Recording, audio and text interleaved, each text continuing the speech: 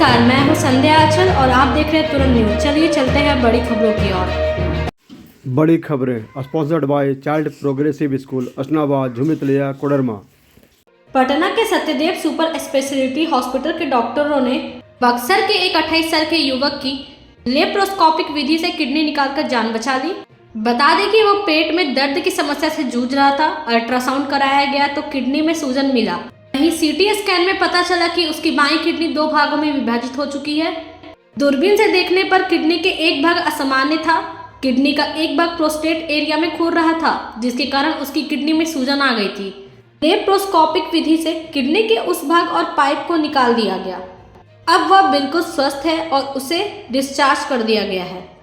दिल्ली विधानसभा में उपराज्यपाल के अभिभाषण के दौरान भारी हंगामा मचा है।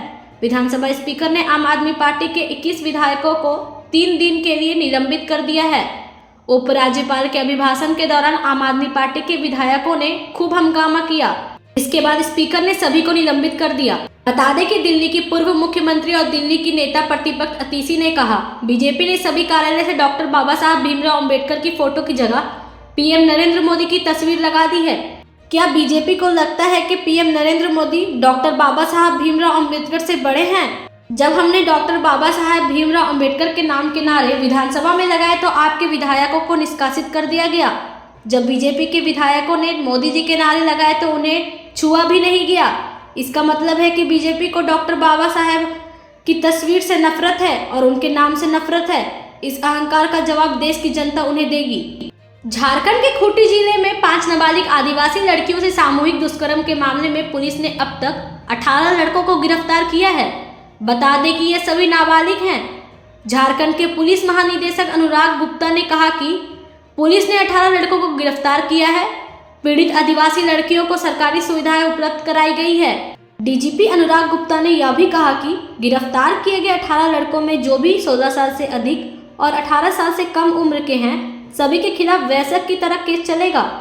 सभी आरोपियों को कड़ी से कड़ी सजा दिलाने की कोशिश की जाएगी ताकि फिर कोई लड़का ऐसी गंदी हरकत करने के बारे में सोच भी ना सके। क्या आप अपने बच्चों के भविष्य को लेकर चिंतित हैं?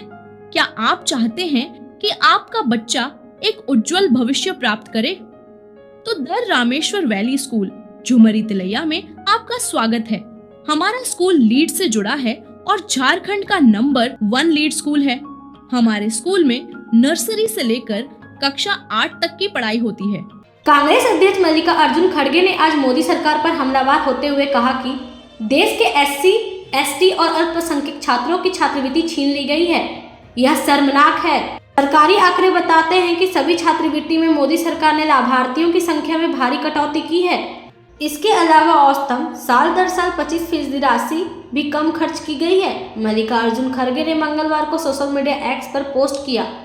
उसमें लिखा कि सरकार ने दलित, आदिवासी, पिछड़े और अल्पसंख्यक वर्ग के छात्रों की छात्रवृत्तियां छीनने की काम की है। साथ ही आरोप लगाया कि मोदी सरकार ने लाभार्थियों की संख्या में साल दर साल भारी कटौती की है। इस मद में फंड भी कम खर्च किया गया है।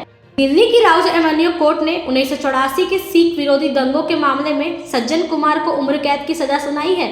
उन्हें 1 नवंबर 1984 को सरस्वती विहार इलाके में पिता पुत्र की हत्या से जुड़े मामले में दोषी ठहराया गया है। कांग्रेस के पूर्व सांसद सज्जन कुमार को दंगा, गैर कानूनी तरीके से एकत्र होने और हत्या आदि से संबंधित धाराओं के तहत 12 फरवरी को दोषी ठहराया गया था। जांच के लिए गठित नानावटी आयोग की एक रिपोर्ट के अनुसार दंगों के संबंध में दिल्ली में 587 एफआईआर दर्ज की गई है, जिसमें 2733 लोग मारे गए थे। 587 में से लगभग 240 एफआईआर को पुलिस ने अज्ञात बताकर बंद कर दिया था। वहीं दूसरी तरफ 250 मामलों में आरोपी बरी हो गए। वहीं 587 एफआईआर में से केवल 28 मामलों में ही दोष सिद्धि हुई है, जिनमें लगभग 400 लोगों को दोषी ठहराया गया है। और सभी कक्षाएं स्मार्ट क्लास हैं। हमारे स्कूल में कई सुविधाएं हैं, जिनमें बड़ा एसी ऑडिटोरियम, सीसीटीवी कवरेज, स्वच्छ पेयजल, परिवहन और बहुत कुछ शामिल है। हमारे स्कूल में एक आधुनिक डिजिटल लाइब्रेरी भी है, जहां छात्रों को पढ़ाई के लिए सभी सुविधाएं मिलती हैं। हमारे स्कूल में खेल कूद के लिए भी कई सुविधाएं हैं। झारखंड विधानसभा के बजट सत्र के दूसरे दिन सदन में बालों की किल्लत पर विपक्ष ने एक बार फिर राज्य सरकार पर निशाना साधा है। विधायक सीपी सिंह और नवीन जायसवाल दोनों ने सदन में इस मुद्दे पर सरकार को घेरा है। रांची के विधायक सीपी सिंह ने सदन में कहा, मुझे 2 हाईवा बालू चाहिए, सरकार मुझे बालू की कीमत बताए, चाहे जितने पैसे लगे, मुझे 2 हाईवा बालू चाहिए। उन्होंने आगे कहा, जब जब हेमंत सोरेन की सरकार बनती है तब तब बालू की किल्लत होती है, तब तब बालू का मुद्दा उठता ही है। वर्ष 2013 से ही राज्य में बालू की समस्या शुरू हुई है। वहीं सदन में उठे बालू के मुद्दे का जवाब मंत्री योगेंद्र प्रसाद ने दिया। उन्होंने कहा, हमारी सरकार ने प्रधानमंत्री आवास योजना, अबुआ आवास योजना के कई लाभुकों को मुफ्त में बालू उपलब्ध कराया है। साथ ही मंत्री ने विपक्ष के नेताओं से सवाल पूछा कि वे बताएं कि किन लोगों के घर बालू की कमी की वजह से नहीं बन पा रहे हैं। सरकार खुद उनके घर पर बालू पहुंचाएगी। प्रयागराज महाकुंभ का आज मंगलवार को 44वां दिन है। अभी भी श्रद्धालुओं का सैलाब उमड़ रहा है। यहाँ महाशिवरात्रि की खास तैयारी की गई है। दोपहर 2 बजे तक 83.53 लाख श्रद्धालु संगम में डुबकी लगा चुके थे। बता दें कि महाकुंभ की शुरुआत से अब तक कुल स्नान करने वालों का आंकड़ा 63.36 करोड़ के पार चला गया है। आज भी संगम में आने जाने वाले सभी रास्तों पर भारी भीड़ दिखाई दे रही है। खबर है कि कल महाशिवरात्रि पर पीएम नरेंद्र मोदी महाकुंभ का समापन करेंगे। आज शाम 6 बजे से पूरा मेला क्षेत्र नो व्हीकल जोन घोषित कर दिया गया है। मुख्यमंत्री योगी आदित्यनाथ ने आज विधानसभा में समाजवादी पार्टी पर हमलावर होते हुए कहा कि आप लोगों ने प्रयागराज को बदनाम करने में कोई कसर नहीं छोड़ी। आप प्रयागराज के बारे में दुष्प्रचार कर रहे थे। जिसकी जैसी दृष्टि वैसी उसकी सृष्टि। कुछ लोग संसद में कह रहे थे कि महाकुंभ में हजारों लोग मारे गए हैं, लेकिन महाकुंभ के दौरान 28,000 लोगों को उनके परिवारों से मिलाने का काम किया गया है। वहीं सीएम योगी ने आरोप लगाया कि समाजवादी पार्टी और कांग्रेस केवल भारत को बदनाम करना चाहती है। उनकी लड़ाई भाजपा के खिलाफ हो सकती है, लेकिन कभी कभी भाजपा के खिलाफ लड़ते हुए वे भारत के खिलाफ हो जाते हैं। तो आइए अपने बच्चों के उज्जवल भविष्य के लिए हमारे विद्यालय में एडमिशन लें। एडमिशन जल्दी लें क्योंकि सीटें सीमित हैं। हमारा संपर्क नंबर नीचे दिया गया है। जल्दी करें और हमारे स्कूल को विजिट करें। दिल्ली की पूर्व सीएम और विधानसभा में नेता प्रतिपक्ष अतिशी ने कहा, सीएजी रिपोर्ट में बताया गया है कि अगर दिल्ली में नई आबकारी नीति सही तरीके से लागू होती तो दिल्ली की आबकारी रेवेन्यू 4,108 करोड़ 8,911 करोड़ तक पहुंच जाता। केवल 1 साल में एक खराब पॉलिसी को हटाकर एक अच्छी पॉलिसी लाई गई।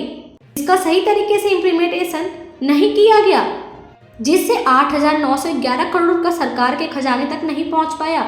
अतिशी ने कहा, इस पॉलिसी की इम्प्लीमेंटेशन को 3 लोगों ने रोकी जो इसके गुनाहगार हैं। अतिशी ने आगे कहा, आज दिल्ली विधानसभा में आबकारी ऑडिट रिपोर्ट पेश की गई। इसके साथ अध्याय 2017 से 2021 की आबकारी नीति पर है और एक अध्याय नई आबकारी नीति पर है। दिल्ली सरकार ने पुरानी आबकारी नीति की खामियों और भ्रष्टाचार को दिल्ली की जनता के सामने उजागर किया था। उस नीति के तहत हरियाणा और यूपी से अवैध रूप से शराब लाई जाती थी। यह रिपोर्ट उसी बात को दोहरा रही है जो हमने कहा था कि पुरानी नीति के कारण दिल्ली की जनता को नुकसान हो रहा है। इस नीति से यह स्पष्ट होता है कि आप सरकार ने पुरानी नीति को हटाकर सही निर्णय लिया था। जैक पेपर लीक मामले में बड़ी खबर सामने आ रही है। पुलिस के अनुसंधान में पता चला है कि पेपर लीक कैसे हुआ था। जानकारी के अनुसार 10वीं बोर्ड का हिंदी और साइंस का प्रश्न पत्र गिरिडीह के स्ट्रांग रूम से लीक हुआ था। स्ट्रांग रूम से प्रश्न पत्र चोरी करने वाला छात्र गिरिडीह में रहकर मजदूरी करता था। दरअसल जैक बोर्ड के प्रश्न पत्रों को ट्रक से गिरिडीह भेजा गया था, जिसे कसाई मोहल्ला के पास जिला जनसंपर्क विभाग कार्यालय के पीछे स्थित शहरी आजीविका केंद्र में बनाए गए अस्थायी स्ट्रांग रूम में रखा गया। लेकिन ट्रक से अनलोड कर स्ट्रांग रूम तक पहुंचने के दौरान ही छात्रों ने पैकेट को फाड़कर प्रश्न पत्र निकाल लिया। बता दें कि ये सभी छात्र पढ़ाई के साथ मजदूरी भी करते हैं। प्रश्न पत्र निकालने के बाद उसकी पीडीएफ तैयार की गई और फिर व्हाट्सएप के जरिए उसे अलग अलग इलाके में भेजा गया। छात्रों ने प्रश्न पत्र के लिए कई लोगों से पैसे भी वसूले थे। अभी के लिए इतना ही, फिर मिलेंगे बड़ी खबरों के साथ। तब तक के लिए नमस्कार।